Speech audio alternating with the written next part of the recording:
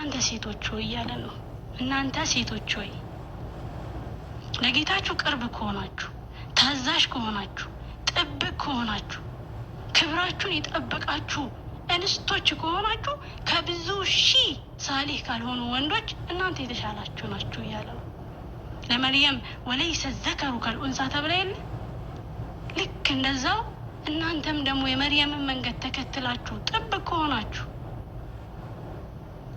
አላህ ሱብሓነሁ ወተዓላ ሴት ልጅ ሲፈጥራት በጣም በስሱ ነው። ስትኖር ብልጥ አድርጎ ለምንድን ነው ለሴት ልጅ ብልሃት የተሰጣት ብለን ከጠየቀን ሌላ አይደለም። ሴት ልጅ ህይወቷን በብልሃት ነው መኖር ያለባት። ክብሯን ለመጠበቅ፣ ኢፋዋን ለመጠበቅ፣ ማንነቷን ለማወቅ ብልሃት ያስፈልጋታል። መቼና እንዴት ነው የምንጠቀመው የሚለውን ነገር ደግሞ ከመርየም እንድንማር ይፈልጋል። የሆነ ነገር ሚዛን አለው አይደል? የሴትነት ሚዛን አለው። ያ ሚዛን መርየም ናት።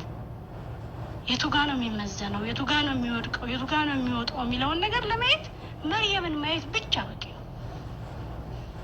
እንዴት ነበር የኖረችው፣ እንዴት ነበር ያለፈችው የሚለውን ነገር ማየት በቂ ነው። ከዛ በኋላ እናውቃለን አይደል? አላህ ሱብሓነሁ ወተዓላ መላእክቶችን ልኮ ኢነላህ ዩበሽሩኪ ተባለች እኮ። አላህ ሱብሓነሁ ወተዓላ ያበስርሻል፣ ልጅን ሊሰጥሽ ነው፣ ተዘጋጂ ተባለች። መርየም ደነገጠች። እንዳልኳችሁ ነው፣ ዒፋ ያላት ጥብቅ የሆነች ሴት እንዴት ነው ከመሬት ተነስታ ልጅ ሊሰጣት የሚችለው? ዓለም ሁሉ ያ ሁሉ ማህበረሰብ በጥብቅነቷ የሚያውቃት እንስት ድንገት የልጅ ባለቤት ሆነች። በጣም ደነገጠች። አላህ ሱብሓነሁ ወተዓላ መጀመሪያ ልጅ ከመሰጠቱ በፊት ምን ብሏታል? ለአላህ ከሴቶች ሁሉ በላይ ተደርገሽ ተመርጠሻል ተብላለች። ከዚህ ሁሉ ጋር ግን እንደገና ደግሞ ልጅ ተሰጣት። ደነገጠች። ግን ጌታዋን አልተወችም።